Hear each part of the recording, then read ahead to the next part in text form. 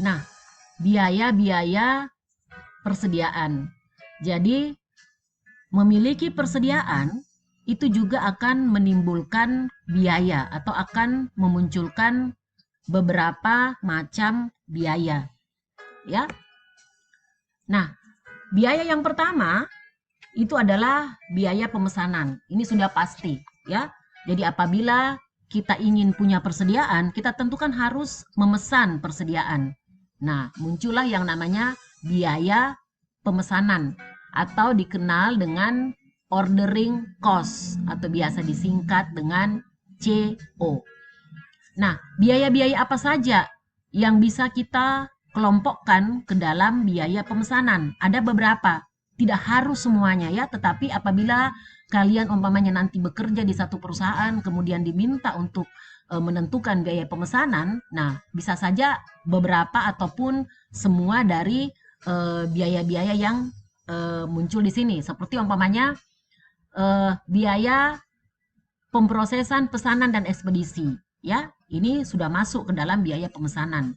Upah, ya. Nah, kemudian komunikasi, apakah kalian melalui internet, menggunakan telepon, itu pasti kan ada biaya. Nah, itu berarti masuk ke dalam biaya pemesanan.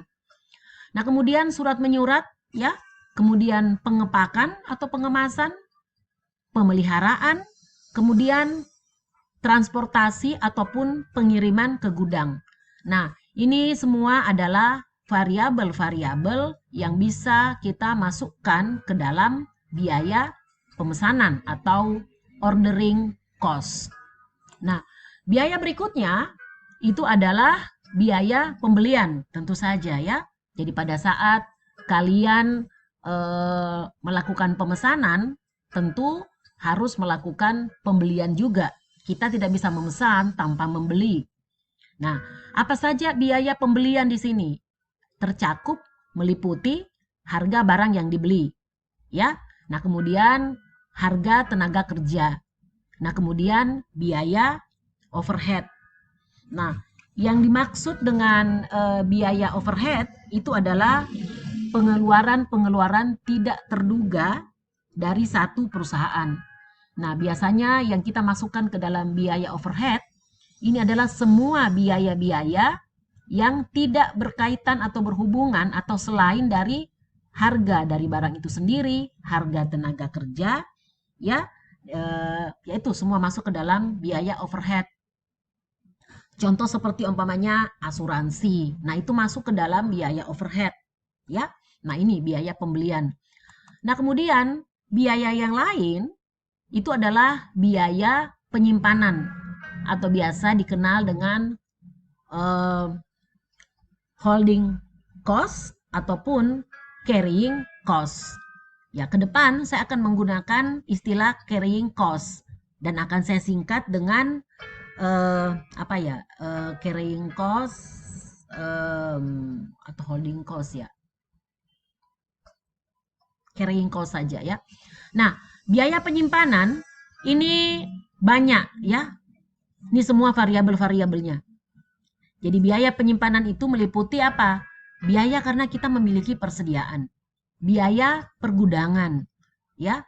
Nah, biaya pergudangan ini, jadi kalian jangan pernah berpikir kalau umpamanya persediaannya itu simpan di gudang, berarti kan gudang itu saya punya sendiri.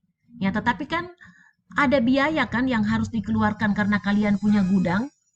Nah, umumnya biaya pergudangan itu kita bisa hitung caranya itu dengan kalau umpamanya saya sewa gedung itu biayanya berapa. Nah, itu biasanya kita masukkan ke dalam biaya pergudangan. Nah, kemudian biaya kerusakan dan penyusutan. Ingat, tidak semua produk yang disimpan di gudang itu akan bagus terus kondisinya. Kadang-kadang dia bisa rusak, kadang-kadang ada yang menyusut, ya kan? Nah, itu harus masuk biaya-biaya itu. Nah, kemudian ada yang namanya biaya keusangan atau kadaluarsa. Nah, kadaluarsa ini mungkin kalau umpamanya produknya produk makanan kalengan, ya kan? Nah, keusangan ini mungkin dalam hal model, ya. Barang biasanya atau persediaan itu kalau terlalu lama disimpan di gudang, itu biasanya dia akan obsolete atau kuno, ya, usang. Nah, itu harus ada biayanya. Nah, kemudian biaya pencurian. Bisa saja kan pada saat disimpan. Nah, kita ini sudah harus berjaga-jaga. Asuransi ini juga penting ya, sehingga apabila terjadi pencurian kita bisa di-cover oleh pihak asuransi. Dan jangan lupa biaya pajak. Nah, ada juga yang namanya biaya kekurangan persediaan. Nah, apa saja biaya yang muncul kalau kita punya persediaan itu kurang? Yang pertama tentu kehilangan penjualan. Ya kan? Nah, kemudian bukan hanya kehilangan penjualan, kemungkinan besar kita juga akan kehilangan pelanggan karena kita tidak punya persediaan. Nah, kemudian ada yang namanya selisih harga. Selisih harga itu yang seperti apa? Selisih harga terjadi pada saat kita kekurangan persediaan, tetapi kita tidak mau mengecewakan pelanggan. Akhirnya apa? Kita berusaha untuk cari di tempat lain, membeli di tempat lain. Nah, pastikan nanti akan ada selisih harga. Ya. Nah, kemudian ada juga namanya biaya produksi yang hilang. Nah, biaya produksi yang hilang ini akan muncul apabila kalian tidak punya bahan baku yang diperlukan untuk kegiatan produksi. Karena apa? Tidak punya persediaan. Ya. Dan muncul juga yang namanya pengeluaran ekstra. Jadi biaya-biaya tidak terduga lainnya. Nah, sistem pengendalian persediaan. Nah, jadi sistem pengendalian persediaan ini merupakan serangkaian kebijakan-kebijakan pengendalian yang bisa dilakukan oleh perusahaan itu untuk menentukan beberapa hal. Jadi yang pertama itu bisa mengetahui atau bisa menghitung. Jadi kita ada sistem untuk menghitung tingkat persediaan yang harus dijaga. Artinya kita harus menentukan safety stock ya, atau tingkat persediaan yang harus dijaga. Nah, kemudian yang kedua itu adalah dengan adanya sistem pengendalian persediaan ini, perusahaan itu akan tahu kapan melakukan pesanan untuk menambah persediaan. Jadi kita akan tahu kapan kita bisa melakukan pemesanan bahan ya untuk persediaan. Nah, kemudian setelah itu, setelah kita tahu berapa tingkat persediaan yang harus dijaga, kemudian kapan kita harus memesan, yang penting juga di sini dengan adanya sistem pengendalian persediaan, kita tahu berapa besar pesanan yang harus kita lakukan. Ya. Nah, jadi sistem pengendalian persediaan ini itu ada untuk menentukan dan menjamin tersedianya persediaan yang tepat dalam kuantitas, artinya jumlah yang tepat, dan berada atau tiba pada waktu yang tepat juga. Nah, ada satu metode di dalam pengendalian persediaan yang paling sering digunakan oleh perusahaan, itu namanya model Economic Order Quantity atau EOQ, Economical Order Quantity. Nah, jadi model Economic Order Quantity ini adalah jumlah kuantitas barang yang dapat diperoleh dengan biaya yang minimal atau sering dikatakan sebagai jumlah pembelian yang optimal. Nah, adapun tujuan dari EOQ itu adalah untuk mengetahui berapa jumlah pesanan yang paling optimal. Paling optimal artinya tidak terlalu banyak dan juga tidak terlalu sedikit. Jadi sesuai dengan kebutuhan yang harus dilakukan perusahaan sehingga biaya persediaan itu dapat diminimalkan. Nah, untuk menggunakan model EOQ ada beberapa asumsi dasar yang harus dipenuhi. Ya.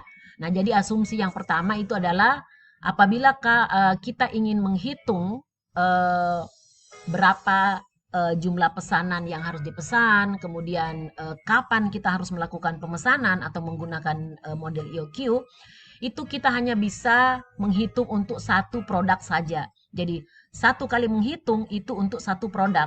Artinya apabila perusahaan itu punya 10 produk itu harus dihitung satu-satu. Kita tidak bisa menggabungkan beberapa produk dengan menggunakan satu kali perhitungan saja. Nah, kemudian asumsi yang kedua, kebutuhan permintaan tahunan itu harus diketahui. Ya, jadi kita harus tahu berapa jumlah permintaan untuk bahan baku itu selama 1 tahun. Nah, kemudian asumsi yang ketiga itu adalah permintaan itu harus tersebar secara merata sepanjang tahun sehingga tingkat permintaan itu cukup konstan. Permintaan tersebar artinya di sini merata, bukan juga berarti mulai bulan Januari sampai dengan bulan Desember itu sama terus 100 tidak, karena saya sudah pernah jelaskan bahwa pada saat kita melakukan peramalan itu kan jarang yang tepat. Jadi bisa saja dia berfluktuasi. Nah, cuma di sini fluktuasinya tidak boleh terlalu berbeda. Dari 100 umpamanya menjadi 50, tidak bisa seperti itu. Itu berarti dia tidak merata penyebarannya. 100, kemudian 90, kemudian 95, kemudian 100, 110 itu sudah cukup tersebar namanya, dan itu sudah cukup merata. Ya. Nah, asumsi yang lain itu waktu tunggu tidak bervariasi. Nah, saya sudah jelaskan bahwa waktu tunggu itu adalah waktu berapa lama pemesanan itu sampai, mulai dari kita pesan sampai dengan dia tiba di gudang. Itu namanya waktu tunggu, atau biasa kita kenal dengan lead time. Nah, kemudian asumsi yang ketiga itu adalah setiap pesanan diterima dalam sekali pengiriman tunggal. Nah, artinya di sini pengiriman tunggal, kalau saya pesan kalau umpamanya pemesanannya itu umpamanya jumlahnya 100, yang datang itu 100. Bukan umpamanya dikatakan 50 dulu, kemudian 20, kemudian 30, toh jumlahnya 100. Tidak bisa seperti itu. Jadi satu kali mengirim. Nah, sekali pengiriman itu bukan berarti bahwa pengirimannya itu hanya satu kali dalam 1 tahun. Bisa beberapa kali, hanya jumlahnya ini satu kali kirim itu harus tidak bisa beberapa kali. Seperti tadi saya sampaikan, kalau 100 satu kali pengiriman 100 ya harus 100 terus. Jadi kalau 5 kali pengiriman di dalam 1 tahun berarti 500 100 ya, tidak bisa 90 kemudian 10 toh kan 100 juga, itu tidak bisa seperti itu ya. Nah, kemudian asumsi yang terakhir itu tidak boleh ada diskon kuantitas.